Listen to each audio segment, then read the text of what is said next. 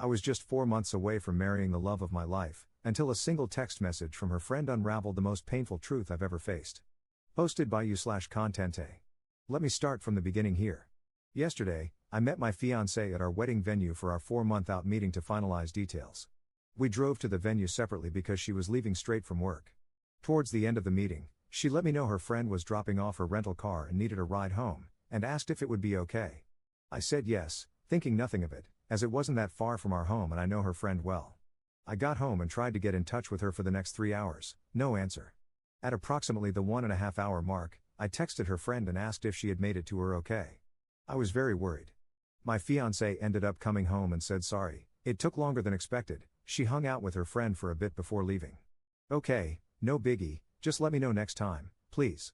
Her friend got back to me a few minutes later and said, sorry, I couldn't make it to the venue, didn't see your fiancé tonight. I asked her why she would say this, and she said she didn't know, she can't control what her friend says, and walked outside.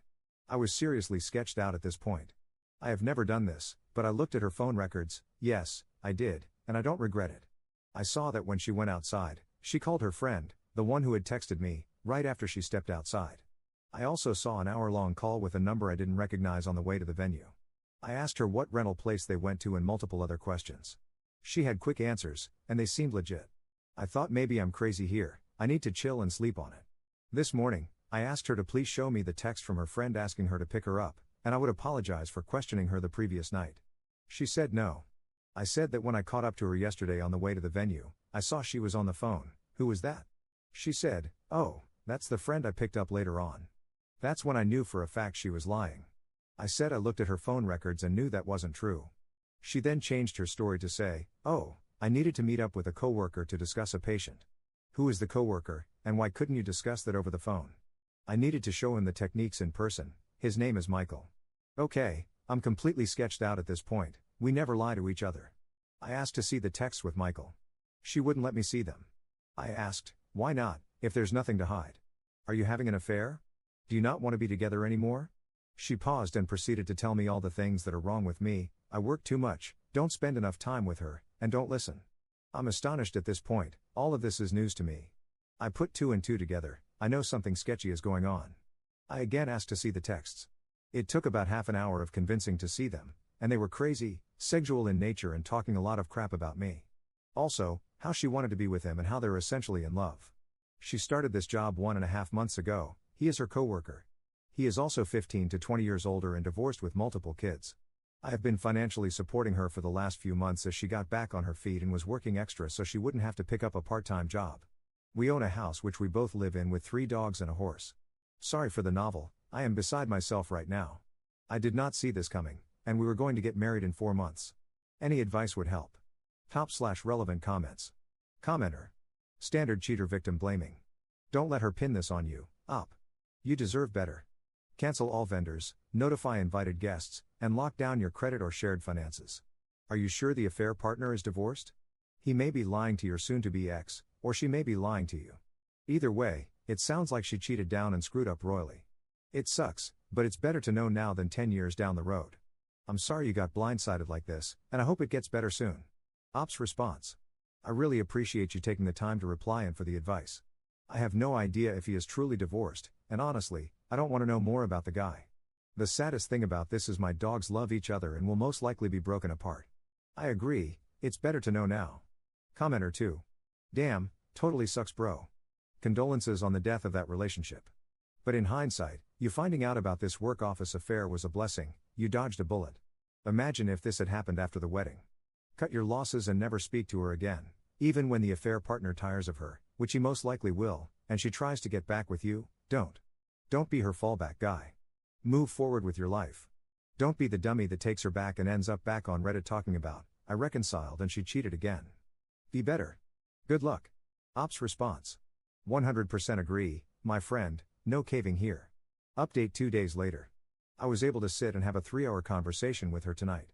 We talked about our relationship and what led to what occurred. It started with her telling me what I did wrong in our relationship, lack of communication, spending too much time working, and being on my phone. I don't disagree with any of these things. My mindset behind working so much was to support the family. I run an e-commerce business on the side and am a one-man customer service center, and deals happen 24 hours a day. I am never not on the clock. I could have certainly been better about setting my phone aside and responding to people the next day. The lack of communication was on both ends, and a prime example of this is the fact that I was unaware she was unhappy with any of this. It was never communicated to me. She said she felt I would have gotten upset if she told me, but never gave me the chance to work on it. I am not a perfect person by any means, and many times I do or say things that are misinterpreted by her as rude. An example of this is a week or two ago I was trying to help her with a budget for her financial problems to try to set up a plan to get her on track. To note, I work in the financial industry and do this for clients all the time. She had mentioned that she owed me maybe $1,000 and she would get that back to me next paycheck. I said something like, "I think it's a little bit more than that, let's go through the transfers I have made to our joint account." It ended up being over $5,000. My purpose for doing this was not to make her feel bad, but to help her realize how much I have been contributing. She took this as me trying to humiliate her. I was just trying to help, and maybe my timing was off. She told me I have been too focused on money lately, but I was only trying to make sure we were going to be okay. We still had quite a bit to pay for the wedding, and my budgeting mentality was on overload trying to make sure we had enough. The fact that she keeps trying to justify what she did by attributing it as a direct correlation to my flaws really bothers me. She keeps telling me that she is surprised I would throw away 7 years of a relationship like this. I keep having to remind her that I didn't throw it away, she did, with her actions. She told me that I told too many people too quickly and that we could have resolved all of this between us. She also said that she wouldn't have had to talk to someone else if I was a better listener and communicator. I have finally determined the extent of the affair, which I actually believe based on the text that I read. They began talking 1 to 2 weeks before via text. I don't know if they had met up before outside of work, but this time around he had asked her to the park to play basketball and talk. She met up with him, and they ended up making out. I truly believe it didn't go further than this, yet. But, it would have in the near future, I am sure. She says he is not her boyfriend. She also took off tonight, and I have no idea where she is, assuming with him or a girlfriend. It is an awkward living situation, but I am hoping this resolves in the near term. I do think she wants me to get back with her and try to repair things. I think that the main issue was a lack of communication that manifested over a long time. We got into a routine, lived our boring, simple life, and meanwhile, this problem was never discussed and grew over time. She acted out instead of talking to me and also lied to my face / talked a lot of crap about me behind my back. She can be very sneaky, and I don't think I can fully trust her again. Obviously, getting back together would be the easiest thing to do, but I don't think I would ever be truly happy. Understanding the root cause has helped me feel better. If nothing else, it will allow me to address my personality flaws / communication issues and see things from another perspective. I started hitting the gym today and will keep a routine going. I also plan on picking back up on studying for my CFP designation. I took the week off of work to focus on my mental health. Today I called the wedding venue and officially canceled the date. We were able to get some money back, but lost a bit unless the date can be resold to another couple, unlikely. I also spoke with her parents again to keep them apprised. They live far away and I am sure are worried sick. I continue to let them know everything is fine and calm, and they don't need to worry about their daughter. I did some research, and with interest rates where they are today, I will not be able to find a comparable house for the mortgage I pay for this, can barely find an apartment for less nowadays. I think my best option is to try and buy out her share and have her find an apartment. She seems agreeable at this time. We will have an appraiser out to assess value and see what half of the equity would be and if that is doable for me. My questions to you all are, does this change your mind at all about the situation? Am I handling this properly? If not, what should I be doing differently? Top/relevant comments. Commenter. At this point, I would stop giving her the platform to tell you that her cheating is because of you. It's not. She chose to cheat. Instead of being an adult and having adult conversations in an adult relationship, she chose to cheat. The moment any of that comes out of her mouth, shut it down. She doesn't deserve to have your ear. She's hoping that if she says it enough, you'll start to believe it. Shut it down. Conversations are hallmarks of a relationship. You chose to cheat. It's over. Rinse. Recycle. Repeat as necessary. Personally, I'd be done with any conversing. I hope the house thing works out. Ops response. You're right. Trying to keep it somewhat civil, but I'm sure that's her plan. Second update 3 weeks later. It's been nearly a month since this whole situation went down, and I owe you all an update. It has been a very busy, emotional, and eventful month. I'm not going to lie, the few days after this happened, I was a pathetic mess, groveling to get back with this cheating piece of crap. It's embarrassing to admit, but it happened, and it was all part of the process of moving on. While in this vulnerable state, I tried everything I could to do things right, to make things better, but nothing worked. I was actually told that she had to make a decision, me or him, and she did the right thing by choosing him. I think that's when I woke up and realized I had let my self-worth go down the drain, and I needed to take a step back and really focus on me and what was best for me. It is hard, after 7 years of doing everything for someone else, to focus on your own needs, but that's exactly what I have been doing since. I moved our joint savings accounts to my individual checking account. I did the math of what was owed to me and transferred half of the balance back to the joint account for her to take. I have been working out every day since this happened. It makes me feel good to not only improve how I look, but also helps me continue to think clearly. I've gone suit shopping, gotten a massage, and gone out with friends and family. Not only was this relationship isolating me from my friends and family, which should have been a huge red flag, but I never did anything for myself. Buying clothes is just not something I would do. I was always worried about providing for my significant other and animals. I've been seeing a therapist, for the first time in my life, on a weekly basis. It helps me talk things out and with my decision making. It's something I will probably continue even after this situation resolves, just to continue improving myself. Now for the bigger items. I'm still living in the house with the ex. She's sleeping in the guest bedroom, and we're at a point where the only communication is, "Did you feed the dogs?" I think she is a terrible person, and no matter what I say, in her mind, this is my fault. To accuse someone of being a bad communicator and then use that as an excuse to not communicate her feelings to me and cheat is her being a hypocrite and taking an easy out on her delusional mind. I stopped trying to reason with her because she is unreasonable. I've been keeping the ball rolling with listing the house for sale. I contacted an agent, had them come out, and was happy with the proposed sale price. She then requested that I contact 2 other agents and get their opinions, one of whom was recommended by her friend. Yes, I made all the calls, set up all the appointments, and met with these people. This is how the relationship always was, and even though it's not fair, I've been willing to do it all to get the hell out of here. After meeting with all 3, we ended up going with the first agent. Pictures were taken on Sunday, and the house was listed for sale Sunday night. Open house is next Saturday. Already getting a lot of attention on the real estate sites. She'll be taking the horse to a barn somewhere TBD. I had a conversation about the dogs and offered to take one or none. She said she would take all 3 of them to keep them together. They are a happy bunch, and I don't want to fight over taking one if that will break them up. It also, selfishly, allows me to pursue a clean start. Unexpectedly, I met someone about a week ago that I've been spending quite a bit of time with. I have no false expectations here, but I'm enjoying hanging out with her. She's been through a similar situation in the past and has been helping me through this. It's really eye-opening speaking with a kind, thoughtful, and independent woman. It makes me realize what a narcissist my ex was, completely self-centered, dependent, and manipulative. I should have listened to the warnings from family and friends long ago.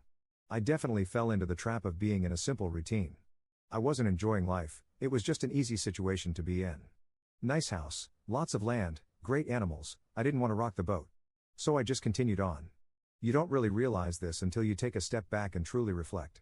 Some might say it was wasted time, but I'm really using this as a learning experience. I will not ignore red flags in the future. I will not fall into the simplicity trap. I will continue to maintain relationships with friends and family. I just want to end this with a huge shout out to everyone on here who commented on my original post. I posted on Reddit because I had no idea what to do. Those of you who took the time to try and help a complete stranger on Reddit are amazing. I read every single comment, and they all helped me get to where I am now. I am looking forward to the next chapter in my life, wherever it takes me. Thank you all, truly. Third update 4 months later. Hello all, it's been quite some time since I've posted an update on this situation. It's wild to think that all of this happened more than 4 months ago now. With time, this has gotten so much better, and hopefully, if someone stumbles upon this while going through the same situation, it will help them realize that time heals everything. I shared the house with my ex until mid-May. It was painful being there with her and the dogs, knowing that my life as I knew it had ended. We were roommates who didn't like each other. I tried to avoid her as much as I could, but it was impossible. We stayed in different bedrooms, but the dogs were allowed to roam to and from at night, doors open. After the first few weeks, she stopped sleeping out, and it didn't happen almost at all for the remainder of the time at the old house. The constant texting and phone calls, however, did not. I think they decided not to pursue a relationship but remained friends. I don't know for sure and didn't care enough to ask. She moved out in mid-May along with 2 of the 3 dogs. Saying goodbye to them was awful. The loss I felt could be compared to a loved one dying.